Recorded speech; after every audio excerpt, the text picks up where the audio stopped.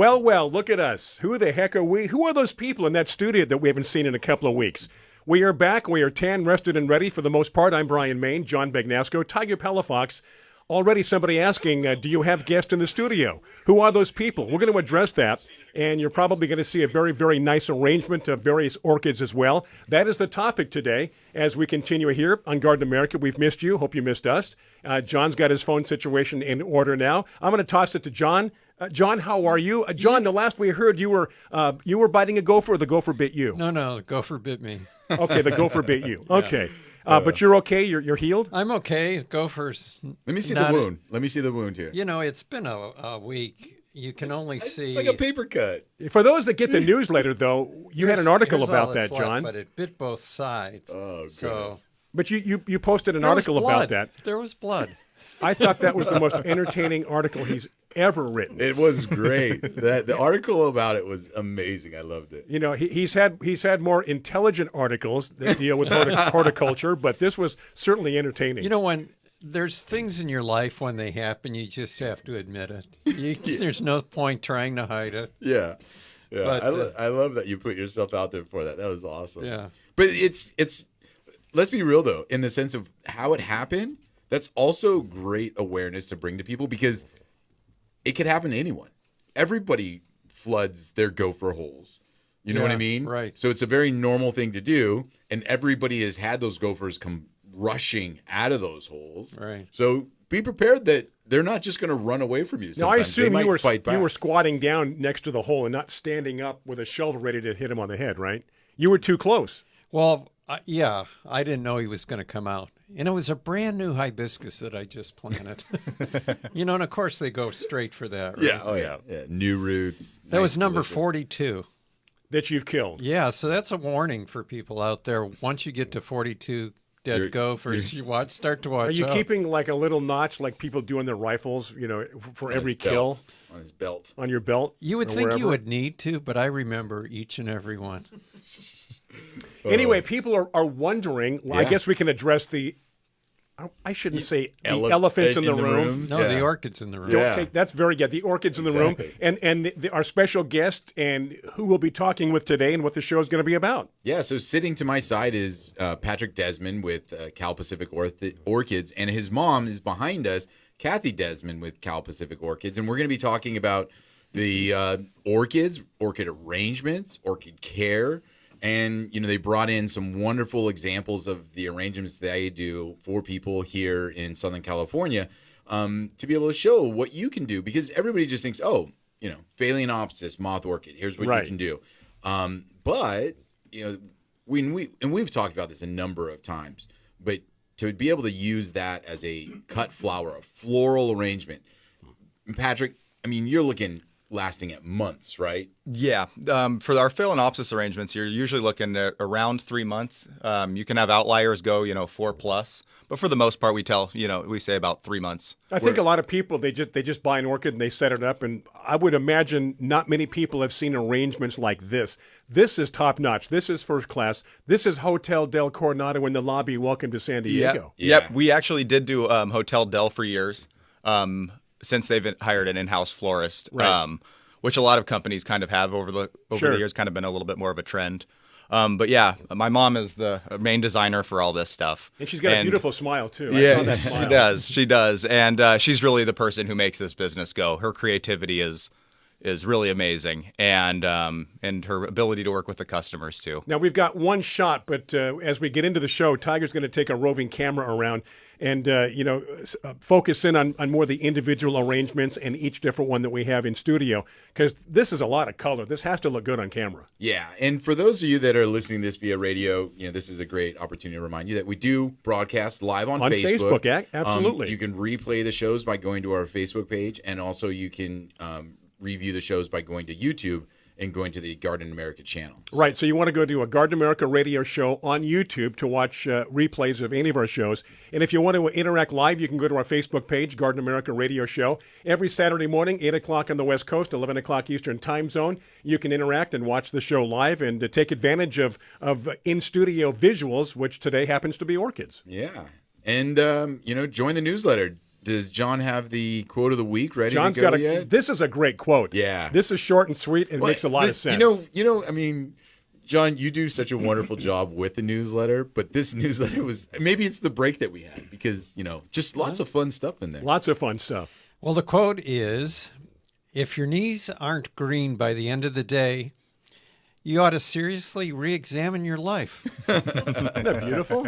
That was a quote from Bill Watterson, who wrote Calvin and Hobbes. Oh, yeah. Oh, really? Yeah, that's right. I said Bill Watterson. Like, wait a second. Yeah. I love Calvin and Hobbes.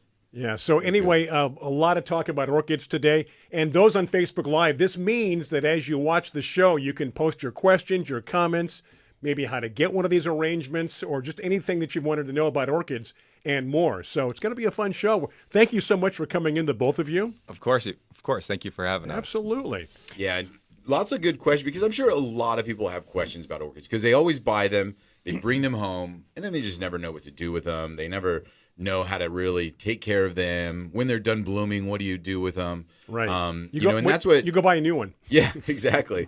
And that's what Kathy and Patrick do is they take care of them and they make them bloom again and they grow them larger or how to grow them the way that they do. So lots of good tips. And Patrick, you guys are actually creating a new display right now in your store, right? Yeah, so we actually just rebuilt all 2 acres with brand new greenhouses. We've kind of rearranged our retail space where all of our arrangements are out for viewing. We just kind of organized it a little bit better. We kind of listened to some of our customers on certain aspects that they like and that they didn't like about the old structure. So now that we got to do it our own way this time, we really got to implement what our customers' kind of wants and needs were. And we got to kind of implement that into our new greenhouse. Cool. Lots of fun. What is the biggest misnomer that you've come across as far as what people actually think about orchids in terms of growing them, in terms of how long they last? Let's put aside some of these urban legends, as it were. Yeah, I'd say the main. I think there's basically 2. Is that once the flowers are going down or dying on the orchid plant, that the orchid is now dead. That orchid, we have an orchid that's 99 years old at the greenhouse. And if you can keep them alive, they're survivors. They'll live for a really long time. 99 years old. 99. We have one plant there that's it's Now, 3 times older than I am. So okay, so we don't have it obviously in studio. What does it look like? Would a person be able to tell that's an old orchid? yeah, it's in about a 5-gallon pot. It's not our largest orchid there, but it is definitely a larger orchid. It's called an angraecum. And it's a really cool plant. It's actually fragrant only at night because there's one type of moth that can pollinate it, and that moth is nocturnal. Wow. So you can bury your face in that flower during the day. It smells like nothing, but you can be standing about 10 feet away from it at night, and it smells like lily of the valley. I'm sure the conversation is, "Hey, Grandpa smells pretty good tonight." Yeah, yeah, exactly. That's yeah. And my mom actually is planning on doing something in the future that's dine with the angraecum. And we're going to do like catering at night in the special spot and when that plant is blooming. So you could come and do, like a rentable space. Dine with that's fun. Dine with a 100-year-old orchid. That's cool. Yeah, I mean, that's we were clever. just up at the San Diego Botanical Garden. Yeah, about a month ago. Yeah, they have a lot of different events up there, and they have their whole atrium that we were in there and we did the show from. So. What about weddings and stuff? You guys get involved in that at all? Yeah. Oh, definitely. Really? My mom's been in the floral business forever. So she's been doing weddings with fresh flowers when I was growing up. And then once my parents bought this, we still do weddings, definitely. Yeah. I was going to say. And my wedding's actually coming up in November, and we're doing that too. Really? Yeah. Congratulations. Yeah. Wow, that's excellent because I'm telling you, you can have a lot of arrangements, but check out orchids. Come on, right? Yeah. And they're so cost effective, and they last so long. You're not switching them out every other week, Right. like it is for flesh flowers. And there's a space for fresh flowers too. But yeah, once you start with orchids, it's hard to go back. That's what we did as our centerpieces on our tables at our wedding was Phalaenopsis. Because it's something, people take away the centerpiece, and if it's a little cut flower thing, it's like, oh, that was pretty. You take it home. Take it home, right? Whatever. But yeah, this was something people actually got to take home and grow and continue growing. So Yeah. it was pretty neat. We've got just about a minute here. This is our first segment. Then we'll take a break and come back and forth. And we're happy that you could be with us for the first hour of the show. Thank you so much. It's going to be fun. And again, those that are on Facebook Live, questions, comments, whatever's on your mind about these orchids as we get into it, because we want to do a deep dive. We want to talk about things that maybe people haven't discussed before or don't know, aside from the obvious. Yeah. Yeah, and so when we get back, we'll talk about maybe how to put together some of these arrangements. because looking at them, they're very elaborate, artistic, but there's some things that people don't think to do. I mean, I'm sitting here looking at the moss covering some of the pots, so that way you don't even know that they're in a pot, or maybe you took them out of the pot, and sometimes you just use the moss themselves, because I know that sometimes that happens. But when we get back from we'll the take a break. Absolutely. So again, those on Facebook Live, going to take a short break. Those on Biz Talk Radio, this of course is last week's show. We welcome you. Also our major sponsor, Fertile Loam, thank you for allowing us to be able to continue these broadcasts. I'm Brian Main, Kathy Patrick in studio, Tiger Palafox, John Begnasco. This is Garden America, back after these messages on Biz Talk Radio.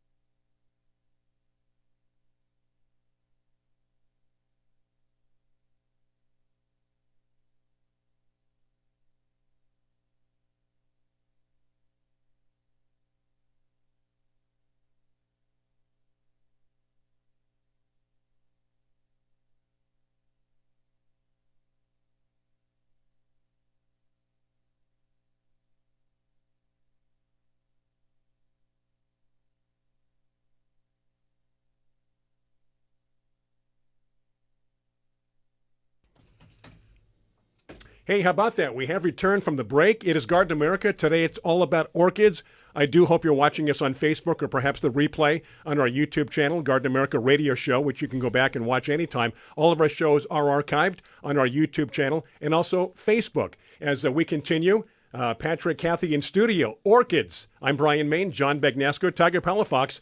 So, Tiger, here we go. And again, we want to get into a lot of different aspects of orchids and those on Facebook Live. Questions, comments. Already somebody saying, what should you do after the last bloom falls off the orchid?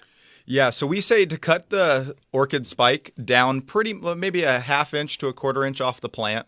And that kind of sends the message to the plant to stop putting energy into that spike and put all the energy into new roots, new leaves, and build like a nice, healthy foundation. Because it's a lot of energy for these plants to bloom. Right. So if you don't cut it, sometimes you'll get a couple flowers, side branches throughout the year. But really, that plant is basically running a marathon all year. And when it's actually time for it to bloom, you're going to get kind of a piddly spike. So what we say is cut it down. And then that kind of sends the message to the plant, just put all your energy. So it becomes low energy at some point. Yeah. To a degree. Yeah. So, yeah, it kind of goes into a little bit of a dormant period. And then with the Phalaenopsis specifically, it's actually the cold that gets them to rebloom. And a lot of people have never heard that. And that's how they supply them year-round, is they'll have a cold room that they'll put them in. In Taiwan, they'll drive them up the mountain until the low temperature is sitting around 50 degrees. And they'll leave them up there for about 2 to 3 weeks and then go pick them up. And that's what kind of induces the blooms on them. So at your house in San Diego, if you have some that haven't bloomed in a long time, kick it outside and no direct sunlight, all shade. Right. Taiwan is a long way to go, though. What's that? That's probably Yeah, I mean, just to get your orchid to rebloom. Yeah. But those are the big, huge wholesale growers out there. Now, isn't there a point, though, Patrick, where on Phalaenopsis, if it gets too cold, they're just going to rot, right? Yeah. Like you can't leave them out all winter. Yeah, if you really, they'll usually survive, but you're going to see some stress definitely in the leaves, some purpling and some discoloration in the leaves. San Diego, it's like right on the border of killing it and letting it survive. Mm-hmm. But over time, it's definitely good during the peak winter to probably keep them inside. At least the Phalaenopsis. The layperson, are orchids high maintenance, or is it just a few little things to learn? And anybody can do it. 90% of what I tell people when they come in with a sick or dying orchid is do less, which is a lot easier to coach people on to do less. They thrive on a little bit of neglect. Overwatering is the number one neglect, kill. as we call it. Yeah, right. exactly. And overwatering, people think tropical, and they think, oh, I need to water this every day. And what happens is it rots away all your roots. And then with no roots, your plant starts looking dehydrated. And then you start chasing it with more water, right. and then it snowballs. So if your plants are growing in moss, feel that moss, wait for it to kind of dry out. You don't want it to just be sopping wet all the time. And that's a big thing in orchid growing, where less water, less sunlight, kind of less is more with orchids. So what will be the characteristics of an orchid when it does need water that a person says, aha, I do need to water? Yeah, so you can kind of see like a wilting of the leaf of like almost like a leathering of the leaf. The thing about orchids that is a little bit frustrating is like with a houseplant, if you forget to water it, it's kind of laying on the ground. You go and give it water, and within a couple hours, it's praying again. Sure, right. Orchid damage is pretty much permanent. So it's hard to change, course real quick. And I think that can be frustrating for some people. They're waiting for a leaf to come back, and the best orchid grower in the world can't get that leaf to come back. So that's kind of one of the things too. The very first tip that you hit, though, I think is the biggest thing for people, especially with the Phalaenopsis, is they keep them inside because they are indoor plants and that's it. But in order to really make them bloom again, they have to cool down. And most people keep their houses at a very nice temperature. You don't let your house get too cold. So, like what you said, you have a patio or something, shaded area, put it outside for a month or so. Mm-hmm. Next thing you know, that spike comes back and it's ready to go again. Then you can bring it back inside. Yeah. And during November in San Diego is kind of when you want to. Cool. Yep. Veronica in Spring Valley wants to know what's a better medium, moss or bark? Or does it depend on the variety of orchids? It definitely depends on the species of orchid. For example, like in our greenhouse, we hand water everything. So we adjust to how moist or dry an orchid likes to be based on the bark size. If we know, like I have an orchid that at least needs to be watered pretty much every day. That's in moss because it needs to hold that moisture in. So it really does depend on your plant. I would say for the Phalaenopsis, for people who tend to overwater, bark is your friend. For people who forget to water, moss is your friend because that moss acts like a sponge and retains the moisture. Yeah. Now, what about feeding them? Besides watering, any other ideas, tips, or things people should do along with watering? Yeah. While they're blooming, they've already put out the energy. So really, fertilizer while blooming is not really necessary. Okay. After bloom, it's good. What we do is we give them a very light solution. Whatever fertilizer requirements it says, we cut it in half and just water more frequently with it. Orchids survive off basically rainwater, so there's not a ton of nutrients within that. So really all plants need some type of fertilizer, but orchids, it's a very, very, weak blend, I would say. Before we as human beings got involved, fertilization was something that was a natural process within the growing elements of nature. Yeah. Yeah. Yeah. And they didn't have large factories making bottled products putting out fertilizer, right? Exactly. Any more questions, John? Are we caught up? No, I wanted to mention, though, that prior to starting the show, we were talking with Kathy about Hans Gubler, who introduced orchids into the United States. And do you remember the 3 different colors of orchid food? And it would say, you use this time, this for bloom, then this, and alternate them. And Hans, and I just wondered your experience with this, because Hans told me that he wasn't quite sure that was correct. So he spent 2 years, and every month he did an analysis of the nutrient levels within a leaf of an orchid. He said it never changed over 2 years. So he said, I have one formula that I feed my orchids with, and I never change it. And I use the same formula that aligns with their nutrient requirements. Yeah, actually, on that point is Michigan State University came out with an orchid fertilizer that they formulated over the course of years. And it has a lot of micronutrients that are important for orchids. And that's what we've really switched to, because we did do the 3 colored ones, and we do, our bloom, our growth, and our kind of mix. And what we switched to is the Michigan State University fertilizer. And you can order it online. And a lot of the really reputable growers in San Diego, I've noticed, has switched to that. And they just use it, again, a light blend. And and that's really been working well for people. They really like it. And I'm sure every fertilizer is different. The one you're talking about, is this something, it sounds like you water with it. So is it more important to get it into the root system or on the foliage? So there is foliar. This one is more for the root system, the Michigan State. I'm not sure if they might have a foliar. We've never used it. Mm-hmm. But with the Michigan State stuff, it's a very light fertilizer. And yeah. Now, you said that it's not really necessary to use fertilizer in most of their growing period, but this would be safe if you wanted to use a fertilizer? Yeah, definitely. And you can, I think Amazon even sells it in very small quantities. It's water soluble. So you just kind of mix it up in a premix. And I usually tell people about 50% strength to whatever the recommended dose is for orchids. Michigan State's a little different because they formulate it specifically for orchids, so theirs already isn't a super heavy concentrated fertilizer. But yeah, if I had to recommend one fertilizer, it would be that. Okay, we're going to take a break to stay on track here with our friends on Biz Talk Radio, Facebook Live.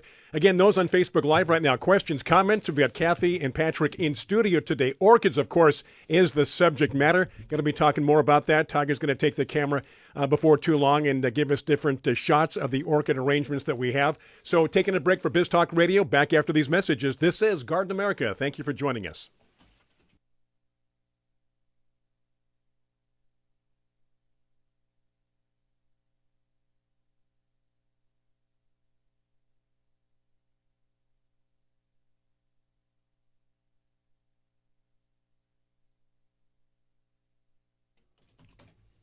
Okay, back from the break. Thank you to those tuned in on Biz Talk Radio, Facebook Live. It is Garden America. We are talking orchids. Wow, this is a lot of fun this morning. John Bagnasco, Tiger Palafox. I'm Brian Main. We've got Patrick and Kathy in studio. So gracious to come in, bring these orchids, and doing a deep dive today. So whatever's on your mind, now's your chance to let us know what your questions or comments are. Carla says something about YouTube videos, John. She says... YouTube videos about fertilizing with diluted coffee. I'm skeptical about this. Your opinion? Yeah, right. I can see Patrick, the like body just language. Like just taking your cold brew and just spraying the plant with it? Is that? No, Patrick, go ahead. Address that. The thing is there's multiple ways to make an omelet. I'm sure it works for some people. But why? Yeah, it's just you get to a point where it's like and if it goes bad, it's just you're kind of running risks to do stuff what benefit you'll actually get from that, I don't know. If you want to buy a few orchids and then put one aside for your experiments, yeah, go for it. But I wouldn't go using it all over your whole collection, especially if you got a nice, pretty nice collection. There's a saying with growing roses that I'm sure applies to orchids and a lot of other plants is that they'll grow in spite of what you do to them, not because of what you do to them. Exactly, because they want to survive. Yeah. All plants, they want to survive. Yeah. Sometimes we need to stay out of the way. And there's so much misinformation on YouTube right now with gardening videos. Oh, yeah. We talked about the ones where you're starting rose plants from flower buds. Right. I mean, it's just ridiculous. Yeah. And I'm sure the same thing's out there with orchids. It's you mentioned to me, Tiger, that it's all about getting hits, right? Yep. Yeah, it's all about trying to get views and hits. So the more outrageous you can be, the more likely people are to click on it. Yeah. Don't fall for it, Carla. Don't believe them. And I think a lot of it is these. Everyone wants to be an influencer these days. Absolutely. And they have 4.5 orchids, and now they're going to get on. And they have a nice editing setup, and they got nice cameras, and it looks professional. But I've watched some where it's basically the opposite of what I would tell somebody. It's like 5 points for orchids, and it's pretty much the exact opposite of what I would tell somebody. So for every basically, single if you see something like that, do some research. Yeah. Goodness gracious, follow up with some research on anything you see. And again, because most of the titles on YouTube are clickbait titles anyway. Orchids I grew. One is 150 years old. One is 200 years old. Now you've got the 99-year-old one. Yeah. But the point is the exaggeration, so you'll tune in, get the clicks, and get the viewing time. Yeah, and they never really explain where they are. Like how you'd grow an orchid in Florida is different than how you grow an orchid in Arizona, which is different than the coast of San Diego or like that. So it's just they're going a one-size-fits-all approach when orchids are very environmentally specific. Yeah. We were, before COVID, we had the trip planned to the Alps. The Julian Alps. Julian Alps. Yeah, we were going to go to Slovenia. And those were hardy orchids that were growing out in the Alps. But there were I think they said 80 different species of orchids in that area that we were going to visit. And I guess the point I wanted to bring up is what we're talking about for houseplants are mostly tropical orchids, right? Or at least subtropical orchids. Yeah, definitely. Most orchids are definitely tropical. With that being said, we have an African orchid that definitely is a little bit drier. If you overwater that, it's not going to do so well. Oh, that's the one with the really thick succulent leaves, right? There's multiple different African orchids. The one I'm trying to think of the species. It's right now. Encelia africana. is one of them. They call it Geographically, what part of Africa would you find? I think that's sub-Saharan. Okay. Sub-Saharan Africa. No, that's actually northern Africa. Is the Encelia africana. And they also call it the leopard orchid because it has kind of leopard spots on it. It's actually very similar to the grammatophyllum, but just different parts of the world. Yeah, I was going to say we should get into some of the ones that we have here in studio, but I wanted to kind of branch into one of the specialties you guys have, and that's putting these arrangements together. So we've got some arrangements up here. Now, first off, this wood structure that these orchids or bromeliads are now mounted on. What do you guys call that? So that's actually grapevine root, believe it or not. Grapevine root. And we really like that because it's so gnarled and really, different lines throughout it. And then we just kind of build it from the ground up. We kind of find out how the piece could, stand up properly. And my mom and the designer at the business have been working together for over 30 years. So they work well together. And they just start kind of going over different, plans of how they're going to do it, whether it's viewable from all the way around, kind of middle of the room, or if it goes up against a wall, we can kind of make it a frontal. And we use a lot of succulents. We use bromeliads and then different types of orchids, different colors. That's got to be the most fun to create something and put it together. Maybe have an idea, but change it up as you go along. Yeah. This would look better if I put it here. Let's put some moss here. Let's put some succulents here. Yeah. And my mom calls it playing with her orchids. She just goes and plays with orchids, and she just kind of, messes with them until she gets kind of what she likes. And then we'll kind of, figure out what we like about it and start kind of making it to put out on our sales room for How sale. old I'm sorry, go ahead, Tiger. On this area right here, Patrick, where we're showing the moss covering the base of the orchid, and then you have that bromeliad. Now, that bromeliad, is it in a pot or is that just a moss ball that it's... No. So the bromeliad is we moss it. It is in a pot when we get them, and then we basically take them out, put them in a bag, and then wrap moss around them. And then we actually use a little bit of hot glue and a little bit of fishing line to really anchor it in there, so you don't have, you can actually get it home without it falling apart. And then the orchid. The orchid is actually in its individual pot, just like you would and then buy what it is from that the store. Called? What is that moss called that you've wrapped it with? That's just a decorative sheet moss. So that's not actually living anymore. That's just purely decoration. You actually wouldn't want to plant orchid roots directly into that. With this, it's in its own pot that we basically cover a plastic pot. So when it's time to redo these after, 3-4 months when these go down, it's easy. You can just pop it in, pop it out, and there's already a spot for you just to put it. And it's, very easy to keep it going throughout the year. A question a lot of people were wondering, well, when these die, when these start to look a little peaked, you can just replace them. Yeah. Very simple. Yeah, and we try to make it very easy for our customers to, not really cram everything in there. And if we have to redo it after a couple months, we make it easy for everybody to do We get a that. few questions, John, I know. Yeah, we do have a few questions. One question is, do you guys teach classes on how to do arrangements? In the future, we're gearing up for that. Okay. Yeah. So Kathy's saying, they're planning on. So this would be a good time. Cal Pacific Orchid is website? Yep, calpacificorchids.com. Okay. We're going to start, we don't have it set up yet. It's not live yet, but we're going to do a sign-up sheet where we're going to do kind of repotting 101, general orchid care 101, and then we have a guy that's renting out space from us now that's got his PhD, and he knows his stuff about orchids. So we'll probably do a little bit more intermediate and advanced lessons with him. And John, did you see Millie's question? Yeah. Millie in Napomo says that her neighbor tells her. Neighbors always know everything. Right. Yeah, I have good a old friend trusty who neighbor. wants to know. That all you need to water an orchid is an ice cube on it occasionally. So Millie doesn't think it's a good idea, so she So wants to know. that intuition is correct, but it's the number one killer is overwatering. So if you put an ice cube on it, you're at least not overwatering, killing your orchid. The slow drip method. It's the slow drip method. So there's people where it works great. I would say that ice cubes can burn the top roots a little bit just because there's nowhere in nature where orchid roots are ever really coming in contact with ice. Yeah. Except for maybe a Paphiopedilum lady slipper orchid can grow a little bit in colder areas. But I say most people got a shot glass sitting around their house.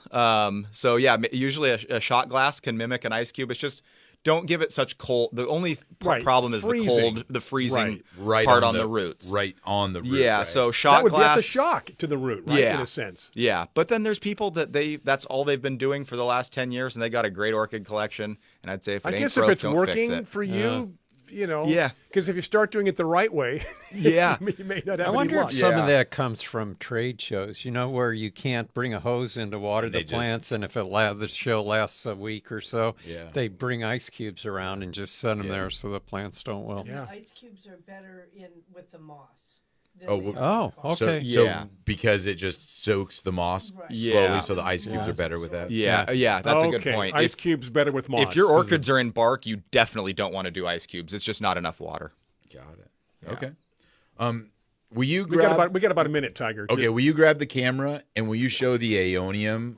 So, we were talking about you got bromeliads on that one, but now the aeonium, the succulent.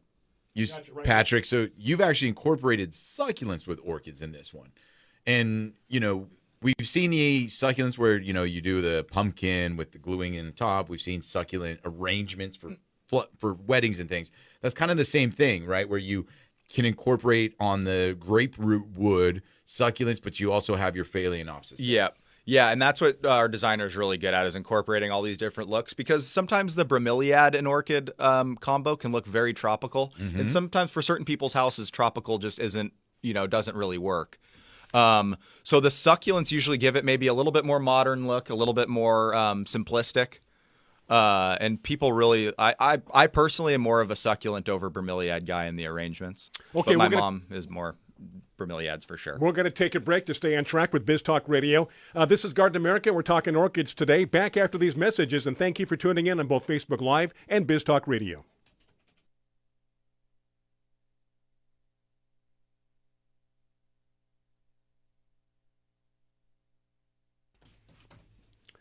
And just like that, we are back. Thank you for tuning in on Biz Talk Radio, those on Facebook Live.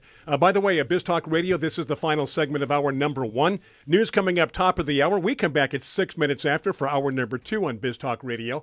And the rest of us on Facebook Live, it's one continuous show, John, with short breaks. Just prior to the break, we were talking about aeoniums, and by coincidence, the newsletter had an article on the new aeoniums that are coming out. And have you guys seen their spectacular colors? I mean, oranges and reds and pinks, all in the different rosette forms. And I think a lot of those would mix good with these orchids. To add to a lot of color, too, Yeah, right, obviously.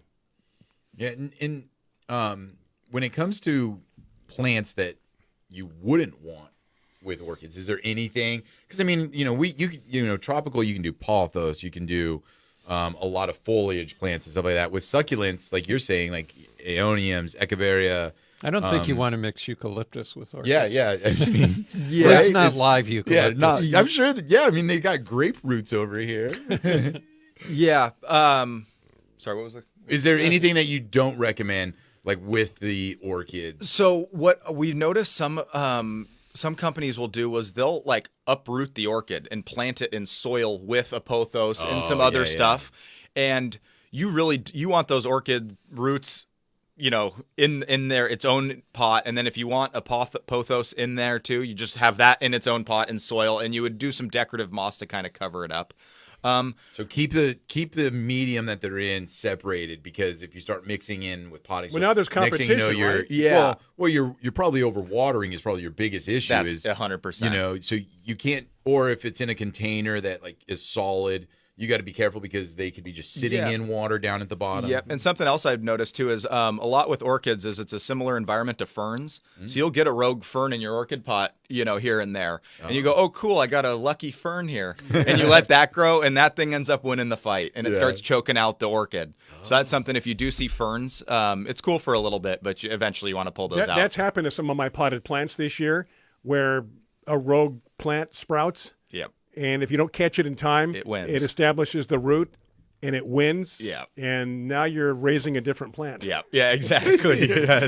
This was a rose that I had at one point. But I now it's a eucalyptus tree. Let nature take its course. Yeah, exactly. That's the story of the Little Prince and the baobabs, where you have to check, your planet every day to make sure that a baobab doesn't sprout, destroy the whole planet. Yeah, no, absolutely. Yeah. Let's talk. I'm going to kind of come off of camera or mic here for a second, and let's talk about some of the unique plants. I'm going to bring the camera over there. So the what was it? Grammatophyllum. Grammatophyllum first. Or Grammy, people call them Grammys for short. Okay. All right. Well, before Tiger gets into that, I was just wondering that there are people out there that haven't tried to grow an orchid, because not so much anymore because you see them in supermarkets. But when we were younger, the orchids scared you. It's like, I can't grow that. There's no way. What would you recommend people start with? Would you start with Phalaenopsis or what? Yeah, it just depends. Yeah, I think the Phalaenopsis is an easy go-to, but those are also one of the easier plants to overwater. Mm-hmm. There's plants like Oncidiums and different Miltonias and Miltonopsis and those kind of plants that can take a little bit of the overwater, or not even overwatering, just a little bit more water in general. So they're a lot harder to overwater, and it's basically the same light requirements for the most part, maybe a little bit more light on the Oncidiums and stuff. So there are some that are easy. So it's not always like it looks really exotic, I should be, right, a little bit more intimidated. It's not necessarily the case for orchids. What about the time of bloom? Like, what's gonna give you the most satisfaction in the most blooms throughout the year? I know there's some orchids that seems like I could never do well with, like lady slippers. I mean, yeah, you have a bloom when you buy it, and that's it. Yeah, those, and I think the lady slippers too, they need at least a 10-degree variance from the high to low temperature, mm-hmm, or else they won't bloom at all. And that's kind of a rule for most orchids. They need a little bit of a temperature shift. Otherwise, if they're comfortable in your house, it's a lot of energy for them to bloom. Why put up the energy if they know they're going to be there? So you're talking about the difference between day and nighttime temperature? Yep, day and nighttime temperature, a swing of more than 10 degrees. And who would ever know that? Yeah. You buy an orchid, you take it home. Patrick and knows you think that. you're Cassie babying knows it. that. You think you're like, I'm going to baby this thing. Yes. I'm going to make sure this thing blooms. But you're actually doing not harm to it, because the plant will stay alive, but it's going to be tough to bloom. Now, we don't have the problem out here, but what about northern or midwestern climates where you've got dry heat in the winter? Is that going to be hard on the orchids? It definitely is. But with that said, we have customers that come vacation here every year and take an orchid back with them, and they seem to have a pretty good collection. Mm-hmm. I think it's just figuring out how much to water in your area. If it's real dry, try to keep it away from the heaters or the vents, right, and stuff like that. Well, the wintertime when you've got the heat running in your house, that can dry things out for sure. Yeah, so I think as long as you just keep on, but when it's and humidity trays, you can put like a little tray of water, not that the plant is sitting in, but just kind of underneath. It's rocks down below, pebbles down below. Exactly. What are you doing over there, Tiger? So tell us a little bit about the Grammatophyllum. Come on, there we go, Kathy. Yeah, there you go. Oh yeah, take over Tiger's seat. Yeah. The Grammatophyllums Get right close to that mic, Yeah. Kathy. There you go. The Grammatophyllums are a summer bloomer. Beautiful plants, very long-lasting flower. Now, when you say summer blooming, Kathy, is that because of day length? Why do you think they bloom in the summer? They're warmer growers. Oh, they're warmer. Much warmer growers. Right. Now, at one point, they were in the Cymbidium family, but you know how Cymbidiums like it cooler. Right. And the Grammatophyllums just can't take any cold at all. Oh. In the winter, you definitely have to bring them in. Although I was talking to a customer the other day, and she has one in her backyard in Encinitas, and she said this year it has 5 flower spikes. But we've actually had a problem with them in our nursery, getting them to rebloom, because we'll let it get cold to get everything set. Oh. And then, they just don't make it through that cold, that 3 weeks of letting the greenhouse stay cold. When you're working on growing the orchids, do you look at where they're native to? We got about 30 seconds to the break. All right. Well, you know what? She can answer right after the break. How about that? Okay, we'll do that. Absolutely. We've got news coming up on Biz Talk Radio. It's about 6 minutes or so. We're back at 6 minutes after. Those on Facebook, a much quicker break. We'll come right back, so do stay with us. We're talking orchids, and a lot of people getting involved on Facebook with questions, comments. It is Garden America. We've got Patrick, Kathy in studio. Tiger Palafox. I'm Brian Main. John Begnesco. This is Garden America. Don't go away. Stay with us, as they say. A lot more coming up.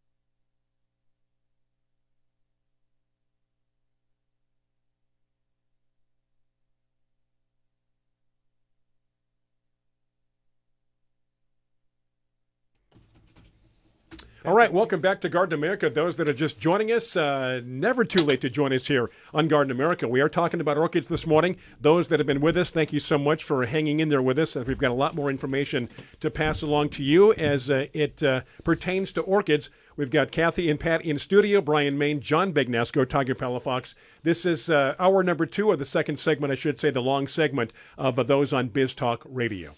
It's a good title for an article, The Long Segment. The long segment, absolutely.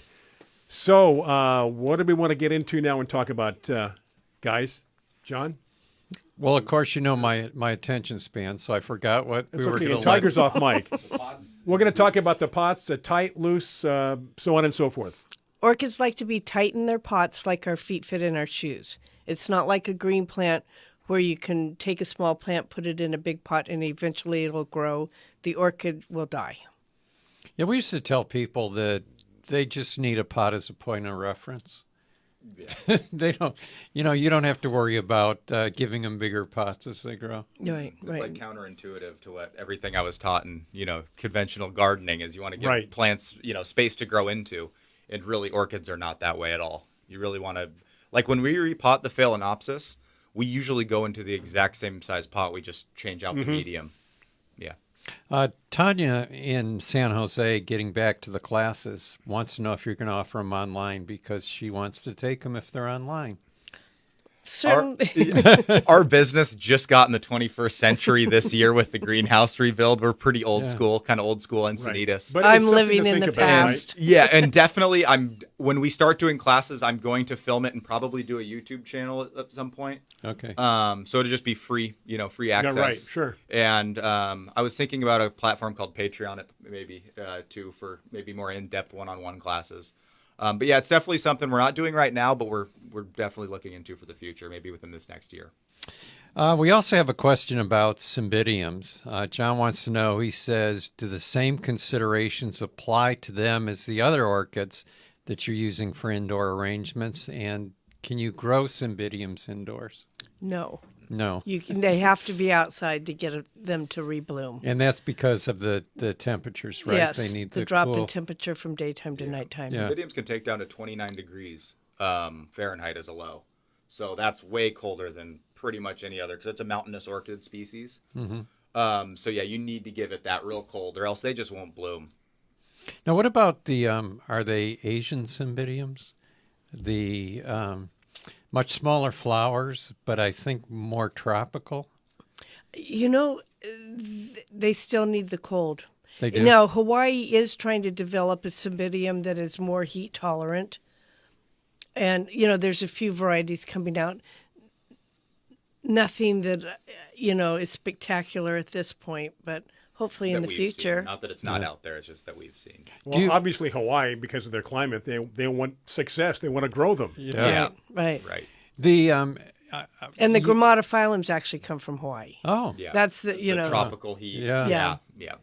Well, you've got bromeliads mixed in there. Are there other tropicals that you use? I guess I'm mainly thinking of like anthuriums. Would those grow well or no? I don't think so. No? Yeah, we've never tried it, but like with the bromeliads, their little root ball is so small, and we just take the dirt off of them, wrap it in moss, and attach them. And you can top water them. Right. Yeah. They're easy to get Right. at, and you can kind of. Where the anthurium, I don't think. I would think the anthurium would have a similar root system to an orchid, though, right? Wouldn't they? I guess you could put them at the I bottom. think you need just to keep experiment with that. them. Yeah. That'd be cool. Certainly Yeah. worth looking into. Yeah. A lot of different colors. There's a woman, and what made me think of that, there is a woman in Hawaii that's an anthurium breeder, and she's been doing different colors, singles and doubles, and Are they all in pots? Or are they mounted? no, they're all in pots. Yeah. And she does but of course, they've got the pumice mixes and things like Right, that are right. fast draining and high humidity. And they do the obaki anthuriums. I don't know if you're familiar with those. With Yes. the giant flowers and odd colors. I could see those mixing good with a lot of different orchids. Definitely worth looking into. The she has another one over here, Cattleya. oh, okay. Well, let's talk about Cattleyas. Catalate. Do you want me to go? Okay. Sure. Cattleyas are the queens of the orchids. They usually have a beautiful fragrance. The fragrance can range from that gardenia sweet to spicy, and sometimes some of them are citrusy. No, that's daytime fragrance, though, right? Right. Yes. Yeah. When it 'Cause warms we've been up. talking about some nighttime fragrant orchids. Right. But Yeah. Cattleyas are daytime. And actually, pretty much all day. I mean, when they have a fragrance, the bud opens, and then in about 2 days, it starts putting out that fragrance. They are the queens of the orchids, but you just don't get the longevity with the flowers that you do with the phalaenopsis. that's a good point. How long does a Cattleya bloom last compared to a phalaenopsis? Apples and oranges. Cattleyas are a week to 2 weeks. Sometimes you can get the smaller varieties to go a little bit longer. In the phalaenopsis, 2-3 months. Sometimes, some of our customers can get them to go 6 months. Wow. Very unusual, but it does happen. On you mentioned some of the small Cattleyas. I noticed that some of those have more substantial petals, a thickness to the petals. Is there a relationship between petal thickness and how long the bloom lasts? If it's a heavier petal, does the bloom tend to last longer or no? Well, I haven't really noticed with the petal, but the flower. Are you talking the flower petal? The flower petals. Oh, I thought you were talking No, about no. the leaf. No, Yeah, no, the flower definitely. petals. The thicker flower petals Yeah, the more do substance last. to the petal, the longer it'll last. Because I know that some of the Cattleyas seem really light. Yeah, and those are flowers. the Yeah. week. Yeah. They'll maybe last a week. And it seems like the bigger the flower, the less time it stays in bloom. You want to get in here, Tiger? No, you don't need to do that. Oh, okay. All right. I have a tendency to collect plants and not know what I've had. And I've always been afraid to get into orchids because I know my addictive plant personality. And before we moved to our new home, I thought, I've got orchids all around the yard, and I thought maybe I had 5 or 6. I need to collect and put them all in one area so I can watch them. When I collected them, I had 85 orchids that I just didn't even realize. When is this? What's This the was time when I frame? lived in my old house the at old Pepper house. Tree. Yeah. Oh, okay. And what surprised me was that they were alive, in different parts of the yard. so here's And an example of you wasn't not- even taking care of you them. not I mean, doing water anything. went on occasionally from sprinklers and stuff, but But I mean, there's a good example. You didn't do anything. yeah, they were happy wherever they were. Yeah. A lot of them yeah. were cymbidiums, but I mean, there Right. were Cattleyas and other orchids, dendrobiums and things out there. Yeah, it's almost cruel because the people that are like hovering over their orchids that just want nothing more than to have it bloom, that they get it to rebloom, and they are just almost like hyper obsessing with. They tend to kill their orchids pretty fast, like we said earlier. And it's the people that are like, oh, I don't know. I just, when I remember to water it, I water it. Those are oh, it lasted 5 months, you know. That's where you hear that. It's a weird trick. All right. So some more information about Cal Pacific Orchids. You guys are up in Encinitas. Yep. You guys not only sell orchids to the public, but you guys also help with events, floral arrangements. Do you guys ship orchids anywhere? How far do you guys will deliver orchids? So we'll deliver to all of San Diego County. And sometimes we'll go a little bit more up north, more like kind of Dana Point-ish area for, usually a little bit bigger orders. But we do, restaurants, hotels, casinos. We do, doctors' offices. And then we do that on a monthly basis, where you get fresh orchids every month. And if anything goes down, we come and replace it, free of charge. And then a big part of our business too is our room and board. I was going to say, and this is also a place where people can bring their orchids. You guys will take care of them until they're ready to go back home with them. Yeah, so once you keep your collection with us, it's a 3-plant minimum to start an account, and we call you when it goes into bloom. So we get it to bloom for you, then you take it home. There's obviously no fee when you take your own orchid home, and it's $2.50 per plant per month. Wow! And a repot, if we have to repot it, it's an additional little fee, but. We're going to take a quick break. We're going to come right back. Those on Biz Talk Radio, the break will be a little bit longer. We're going to wrap things up here, but do stay with us. A break for Biz Talk, a break for Facebook Live. This is Garden America. More questions, more comments, more shows still to come your way. Stay with us.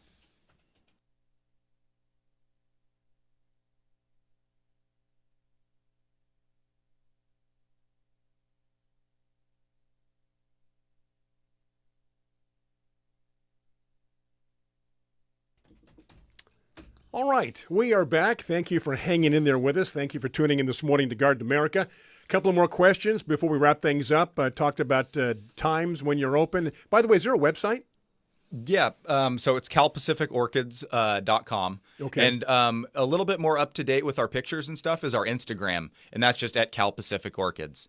And it's a good way to reach me too if you have any. And you can always send me a question on your orchid. Send me a picture of it. And I can do my best to kind of help you along. And again, that website again. Cal Pacific Orchids. Okay, Cal Pacific Orchids. And the time you're open, you said Monday through Saturday. Yep, closed on Sundays. We're open from 9 to 4 Monday through Saturday. So who's running the shop now while you're here? I know they got to get Susie. Shout out to Susie. She's been there with even the previous owners. And she was the one that we were talking about worked for Goobler's back in the day. Okay. So she's the best. We really couldn't replace her. Lila and Poway wants to know if you sell the grapevines, the roots. Grapevine root. Yeah, we can sell pieces. All right. Just solo pieces, yeah. What if somebody came to you with an arrangement idea? Said, here's I've created That's this. I thought you were going to say if they wanted it made in a particular way. Well, yeah, I mean, what's the limitations? There is no limitation. So you can bring in a pot that you bought at Home Goods. You don't have to get the pot from us. And as long as we can, make it work, we will. The only thing that has to come from us is the orchids, and that kind of thing. You can't just bring in all your own materials and for it together for us. But sure. yeah. So yeah, we take, and we'll kind of guide too, because sometimes we'll get some maybe off-the-wall ideas that we just know probably isn't going to go so well. And we can kind of point out different arrangements and different aspects and that kind of thing and kind of guide you too. I mean, here's my idea. It may need to be modified a little bit because this is what you do. Yeah, exactly. Yeah. I got a question regarding the Phalaenopsis because this is a big thing, I think, for people because sometimes they'll see them with those very dramatic cascades of blooms. Yep. And I mean, we can be talking 4 feet long ones. Is that a varietal thing or is that how they are grown? It's definitely in the genetics because you have to have a certain amount of buds and length of the stem. Otherwise, we call them candy canes, where it's cascading down, but it stops right here, Right. So it definitely, there is breeding involved in it, but they train them with that hooked kind of wire. And as that spike grows up before it starts producing buds, they're clipping it and making sure it goes down in cascade. Oh, okay. Usually the cascade, I mean, they do sell double-stemmed cascade ones, but usually it's not as long of a spike because the plant only has so much energy, and if it puts it into one, you're going to get one nicer, a little bit longer spike, and where the doubles are usually a little bit shorter. Yeah. Okay. Yeah. What do you guys think about the blue Phalaenopsis? Funny story. You couldn't even say that with a straight face. We had a woman bring in a couple plants for the hotel, the room and board, and they were blue-dyed orchids. And when truth be told, they're white orchids. Right. They were dyed blue. Yeah. And I she bring got her them out her back? plants, and she goes, "Nope, not my plants." And I go, she goes, "Mine were blue," and she showed me a picture of them. I go, "Yeah, those are dyed," and she's a really good sport about it. But yeah, it was pretty She's funny. like, I had blue ones. What Not did you mine. do with these? How do they dye 'em? Do they dye? Do they just dye the flower? Oh, the stem. They inject the stem. They inject. So they take the dye and put it in a needle, and then they put it into the stem, and then the stem carries it through all the Yeah. flowers. Yeah, and it sometimes goes down to the leaves Oh. that are open. Yeah. Yeah. Okay. Interesting. Yeah, we have one I've noticed in our greenhouse is just completely blue leaves because I think the dye went down instead of up. Oh. Yeah. Okay. Yeah. That's funny. I don't That's know. funny. I'm kind of waiting to see what happens with it, but Yeah. still surviving. It Well- almost is offensive, isn't it? To the orchid purists, they do not like it. Yeah. Yeah. But to each his own, you know. I've never bought one. Yeah. But I know the guy who did it, Yeah. and he's been very successful. Yeah, with it. yeah. And, Yeah, to each his own. You're always looking for there's something so new. many natural colors that are so beautiful. Yeah. It's kind of like your Christmas tree, right? I mean, you can have a natural Christmas tree at your house. You can flock it. Flock and it make pink. You know, you can flock it pink. Right? You can flock it pink with glitter. You know, I mean, I It guess can be done. Yeah, it Little could be Dr. done. Seuss vibes, So yeah. you go from there. But yeah, so it, like you say, to each his own. Obviously, it makes a challenge for you guys because people see that and they think it's real. They think that is its natural form, and then you have to explain to them, no, that's something that's done differently. It's painted, it's dyed, it's, you know, grown in that way, and it's hard to remake that. Like, or you can't And you have remake to it be in kind of nature. set up for it, where we just we're not set up for it, and we don't really have we only have people bringing in those plants for us to take care of. We know people will ask for blue orchids every once in a while, but once you explain it to them, I mean, there's so much beauty with just natural orchids, you know. Right. Yeah, you I know. mean, you guys brought in, you know, a white Phalaenopsis and a purple, but there's a lot of variations. A lot as of variation. well. You know, speckled, different phase, you know, yellowish ones as well.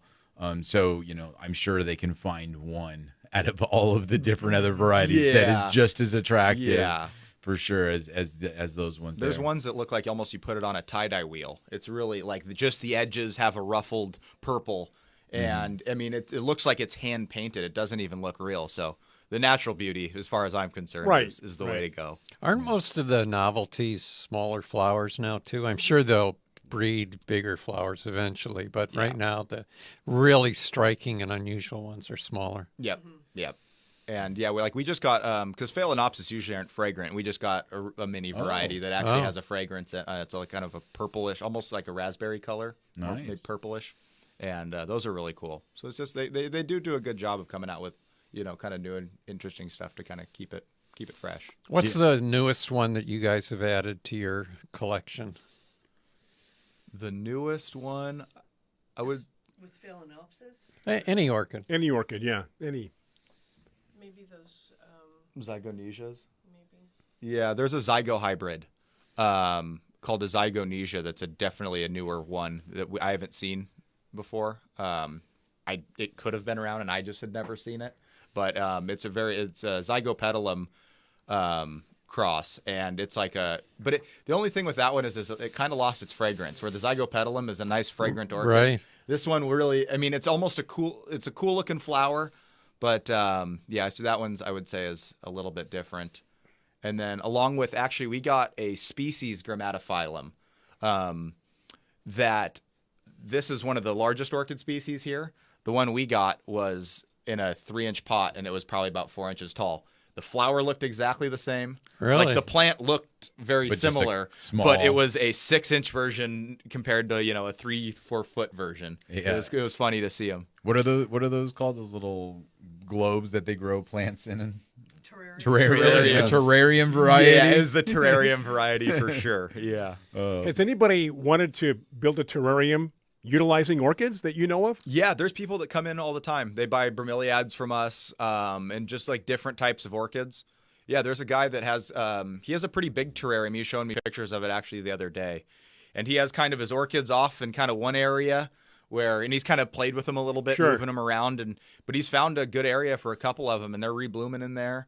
The one thing, I'm not an expert on terrariums by any means. It would be a humid environment, wouldn't it? It's a humid environment, but one of the things we tell our customers a lot is air movement. Air movement is very important for orchids. No stagnation. Yeah, and terrariums are a lot more stagnant. Yep. So that was the one kind of trip up I had is like, yeah, doesn't it need a little bit more airflow? I would imagine, okay, the top of it's going to have an opening to some degree, but if Yeah. you had holes on the side so air could move in and out, you'd be more successful, I would imagine. Yeah, but even in a room, like if you keep it in like this arrangement in a room with the door shut, no air, no fresh air or air circulation, though, it'll have problems over time too. Right. So I don't know if like, in a box with a couple holes in it, but a couple customers have. I've never tried it personally. You know but what? You want to try it? Go customers ahead. have. Let us know how Yeah, that works let us for know you. how it works out. Yeah. And what did you do to make it successful? Yeah, And exactly. Here's the answer. I didn't do anything. Yeah. Really? Okay. Well, there you go. Yep. We're going to take a break. We've got a couple more segments, but go ahead, Tiger. Yeah, and we're going to let them get going. Yes, So when you we gotta get back get from the going. break, thank you guys very much for joining us. Thank you for having Cal us. Pacific Orchids. We gave the website. You can Google it. Lots of information. Look forward to the classes, to hearing about how people can learn more. Yeah, and just Okay, give us a now call. don't too. go away because this is going to be a little longer break for Facebook Live as we help you out to the car, so on and so forth. But Garden America is going to continue, so maybe get a cup of coffee, do whatever you have to do. We have 2 more segments coming up, so do stay with us. Garden America continues, a bit longer break for Facebook Live, and of course the regular break on Biz Talk Radio. Back after these messages, back after we get things situated here on Garden America.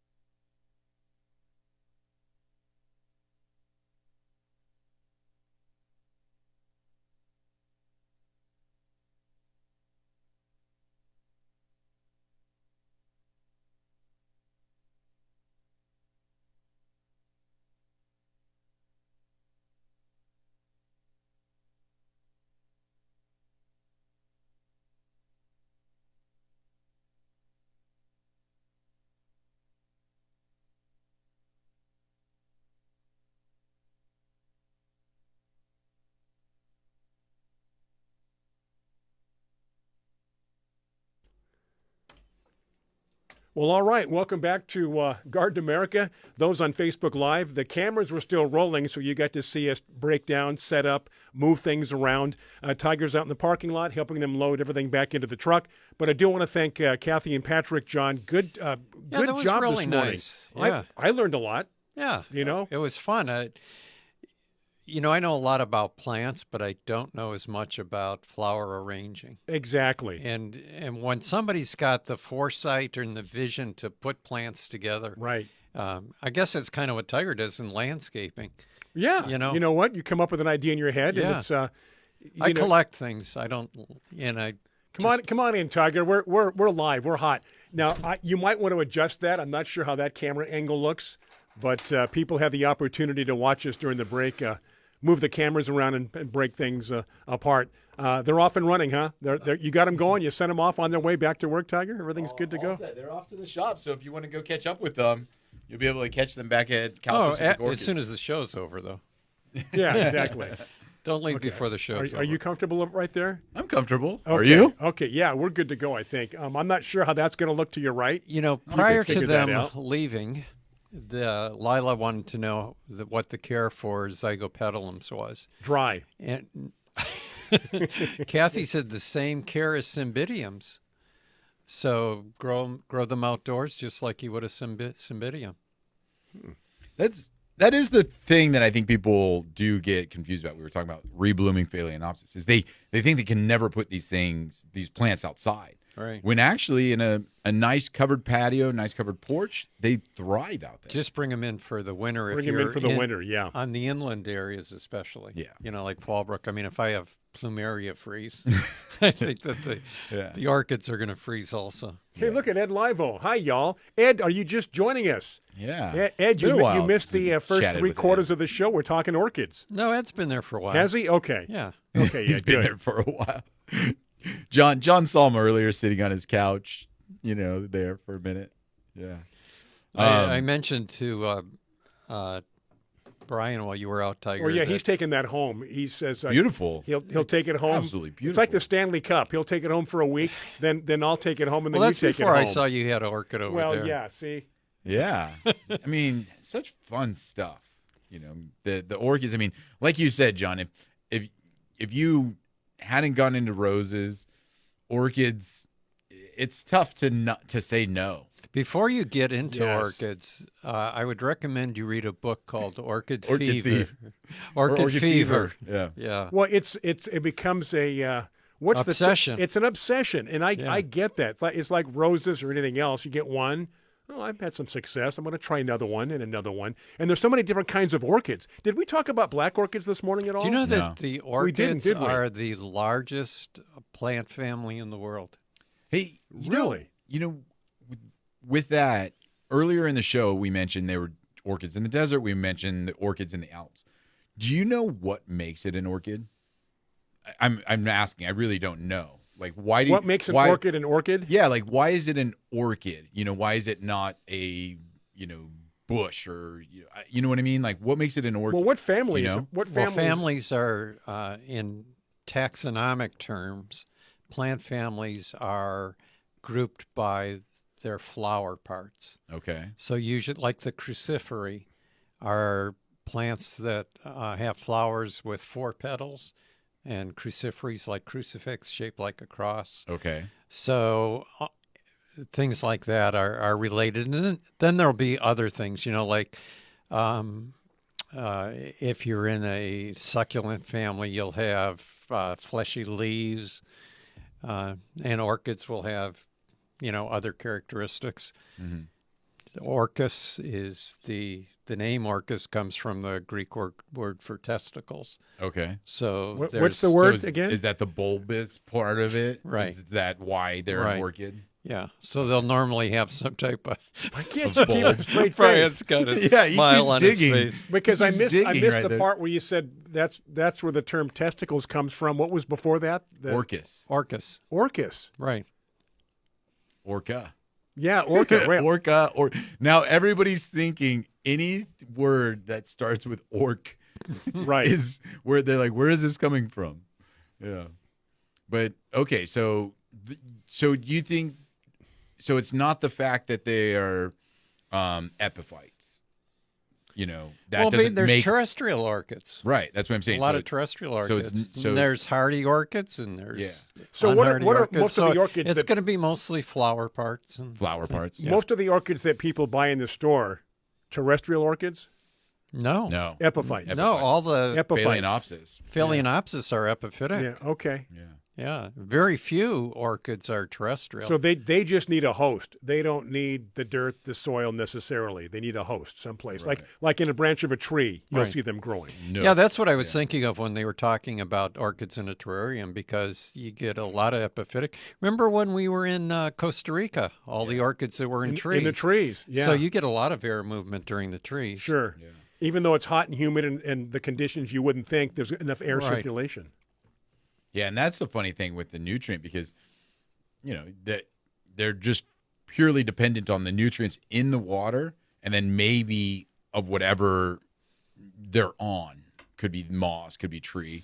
So there's really not a lot of nutrients. Yeah, they'll grow in a branch or crotch of a tree, and you've got leaves and things settling in there, and then as they decompose, that's where they get the That's where they nutrients get the from. nutrients, but that's- and then, like you said, from the rainfall, as it dissolves nitrogen. So the breakdown of the nutrients helps to feed them. Yeah. Yeah. I think that's what you're driving at, right, John? Yeah, but I mean that just shows you that it's not a lot, because in soil there's a ton of nutrients compared to what's in a branch or in Right. water. Yeah. In soil, there's so much more matter that is decomposed and broken down and created nutrients and micronutrients.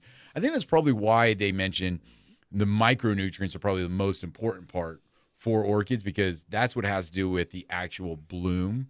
When we talk micronutrients, we're more talking like important parts for fruit trees, or vegetables, yes, because yes. that's part of the reproduction part of it. Sometimes they call micronutrients minor nutrients. You have major nutrients and minor nutrients, and micronutrients is a lot better term that you use, Tiger, because it just means a smaller amount. But if a plant is missing a Critical. micronutrient, it'll die. Yeah. The same as if it's missing nitrogen, which is a major nutrient. Yeah. It just uses more of the big three. Or it just won't bloom, or that bloom won't hold because of that. Well, actually, the nutrients are required for the plant to even survive. Yeah. Missing one of those, the plant can't grow and it'll just die. Yeah. So that's kind of interesting when it comes to the feeding of orchids. Is they don't need a lot, but it's always nice, like they said, just to help it out, Just to a little give bit. it along. Right. Yeah. We were talking about the zygopetalum. Lila said that was her problem because she was trying to grow it indoors. Yeah, and, indoor. Yeah, I and it saw didn't that. do well. Yeah, Yeah. We're caught up on the questions, I think, right? we are For the most part? Are you caught up in your watering at home? It has been so Okay. hot, and I don't know. Maybe you haven't been as hot as No, me. well, but I've had temperatures in the high 90s all week. Okay, so we're And like when you're high suffering 80s. with toothaches and gopher bites, bee stings, it was just one miserable week. Well, I was prior to maybe last week. It was every other day. Now it's every day yeah, because I come home and I can look at the dirt. I look at the soil. It's just dry. yeah. Are the plants wilting though? No, No. I'm keeping up on it. But there was a time when maybe I went a couple of days and my hydrangea was a little droopy, and I went, okay, thank you for the indication. I will give you some water, and everybody else, and they came right back. Came right back. Tiger and I were noticing that. We were talking amongst ourselves, and Tiger said, "Did you notice that Brian's hydrangea is a little droopy?" Which hydrangea are we talking about? Of course, I have it in a nice indirect sunlight in a shady place, and it's doing very well. Remember all the ones we saw in Costa Rica that were just cooked, that were dying, hydrangeas in the Full sun? sun. They were in full sun. They had They them just- everywhere. yeah, but they were in the It was full, interesting. full sun. Yeah. Anyway, I've been trying to rearrange the roses, getting ready for planting eventually. So right now I've put all the miniature roses together, and I've got them grouped in 1 gallon, 2 gallon, and 5 gallon sizes. But the 1 gallon ones, the last week I've been watering twice a day. Yeah. hey, we're going to take a break, and when we come back, John Carla has a question. We're going to address that, Carla, as we move away from the orchid conversation. So, again, please stay with us. We have one more segment. Thank you so much for joining us. A great show today talking about orchids. We can move this conversation in whatever direction you'd like to, as our final segment is just around the corner. So, a break for Biz Talk Radio. Brian Main, John Begnowsko, Tiger Palafox. Again, one more segment back after these messages for our good friends on Biz Talk Radio. Stay with us.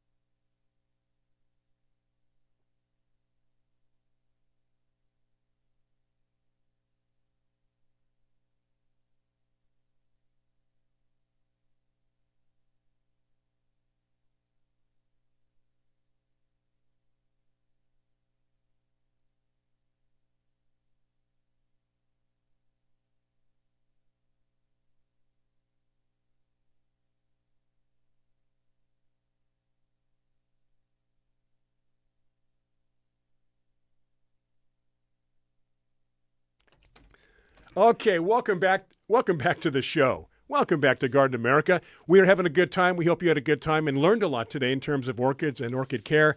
It is our final segment. Here we go, Tiger John. This is it, and then we have to go back out and brave the wild. Hey, you know one thing I just noticed right now? We've been doing this for years and years and years, and I just now noticed this, that on all of our batteries across the board for this program, the cameras, the tablet, everything that we run to go to the show, we're at 66%. We could do like a 3 or 4 hour show if we wanted to. Not even half drained, huh? Yeah, exactly. Well, that's a nice random thought. I'm glad you threw that in there. As we go from orchids to battery life, running a 4 hour show. Hey, where's our next remote going to be? Where do you want to go? We should go to John's house. We should, but a little bit cooler. Let's kind of wait. That'll be like a fall winter thing. And he's got good Wi-Fi. I want to be outside. Yeah, I want to be outside. We can go to another garden place. Well, you don't want to be outside if it's too cool in the winter. Well, there's a. What do you think? October? Is that a good? I don't know. September, October are the hottest. Pretty hot. But Yeah. I'd like to actually. Here's what we could do. We could actually watch him catch a gopher. We could have a roving camera. I mean, let's step outside our comfort zone. Yeah. Come on. Yeah. You know, my wife Be like does gopher not hunter. like. You know, I use the gopher hawk, the trap, to catch most of my gophers, and I'm like a puppy, I guess. I like to bring them and Show 'em to her. Oh, yeah, like a cat brings in a bird or a rat. Look she what I doesn't caught. like me to do that. He leaves it right on her pillow. Leaves it on her pillow so when she goes to bed. But I'd like to hold it up before I feed it to the hawks. Yeah. So Carla says that she has a question about acid potting soil. Ah. She has to repot some camellias, but she can't find acid potting soil, only planting mix. Is that okay?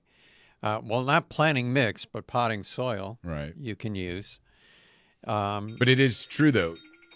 I know her issue that they've done away with a lot of acid potting soils. Really? Yeah, and they've only gone to the planting mix. So they have those little bags of soil acidifier. Yeah. I forget who makes it. Is maybe Growmore or somebody. Uh-huh. But it's a little bag of granular soil acidifier, and you can just mix that with your potting soil, Carla. Yeah, I think that's the better way to go is the fertilizer or amendment that you put into the potting soil, because if you use the potting mix, it's going to just retain so much water. It's not going to drain very well in the pot. Right, yeah. You might be able to blend it with a potting soil, but yeah. Yeah. Mixes are called mixes because they're made to be mixed with something else. Mm-hmm. A soil is a complete medium to grow a plant in. So Veronica's answering you, gee, I wonder why, John? Why I don't know. Shannon doesn't like getting gophers on her pillow at night. Yeah, why would you? Yeah, that's kind of weird. Yeah. No, I don't put them on her pillow. Tiger's just making them. But I do go to the sliding door and I say, look what I just got. You know what is I think I mentioned this last show. I say we. My wife Dana is feeding a wild rat and a squirrel. See, we have on our outside patio lots of birds. Right. So there's bird seeds out there. There's doves. There's an occasional oriole. There's finches. There's sparrows. And so Ratatouille. one evening we saw this rat on the wall just kind of eating away at whatever we had out there. Delicious food. And then here comes a squirrel. I didn't know we had squirrels in that area. I walk outside. I got closer. He looked at me like, yeah, what do you want? He looked at you and said, "Hi, Brian." What do you want? I got closer. He goes, back off. That's enough. It's a California ground squirrel, and he shows up twice a day. The rat shows up twice a day, and it's like a Dr. Doolittle out there in the patio. I wrote the article about getting bit by the gopher, and I told you that after it bit me, It's a wonderful article. it had that look on its face like, yeah, there's more where that came from. I mean, I could just read its mind. You want some more? Now, can you imagine being that small and having an entity as big as a human, and you're challenging it? Yeah. I guess it's just survival, right? Fight or flight? Yeah. You know, I would I wouldn't recommend getting bit by the rat, though.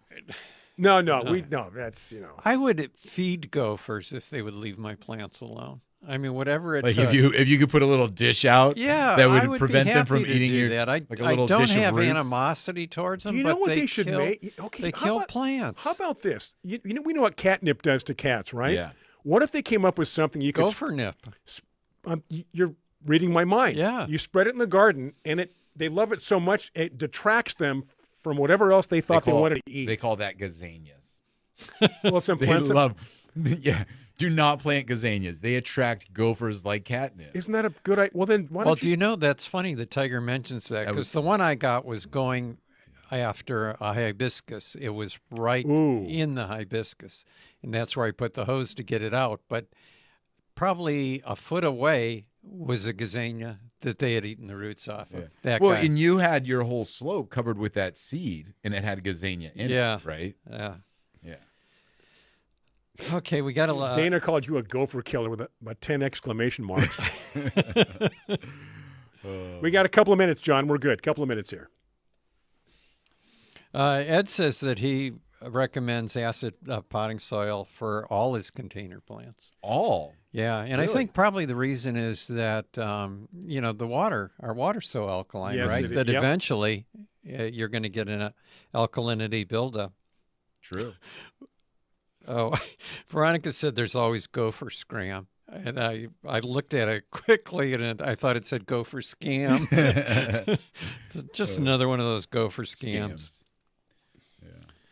Lenore said that creatures ate all our grapes. They weren't even ripe, Brian. So, Creature. I like that. Creatures. well, you got Right. Rats, rats birds, and squirrels. And, squirrels. yeah. Diana says, good morning to you. Carla says that she thinks of you every time an ant bites her. An ant. Yeah, what does that have to do I with don't know. anything? I don't remember an ant bite. But We can follow. And then Lila We've got a minute. We got 1 minute to All go. right, Lila wants to do the remote on your patio. Well, it's going to be cramped. yeah, It's going to be Tight very spot. cramped because not only is it do I have a lot of plants in there, I had to move some out into the sidewalk area. So, It's Tiger, really you nice. know what, Tiger by the pool maybe sometime. Yeah, we can do that. It'd be Yeah, great. that's a nice area. Yeah. Okay, wrap it up. It was good to be here. It was It's fun. good Thanks to come for back. coming back with Okay, us. now again, we're going to take the next 3 weeks off, right? No, We're kidding. no. We'll be here next We're week. gonna Do we be have here. a guest next week? Yes, and I need to confirm it. It's going to be a Okay. surprise. Yeah. Yeah, so we are going to be here. Don't worry. Thank you for tuning in. It was great to have Patrick and Kathy in this morning as we talked a lot about orchids. Keep you guys, things watered. what's that? Keep things watered. Keep things watered. Have a safe weekend. Have a safe weekend. We'll do it again next week right here. For the entire crew, I'm Brian Main, John Begnasco, Tiger Palafox. Having a lot of fun. We'll see you next week right here on Garden America. Take care.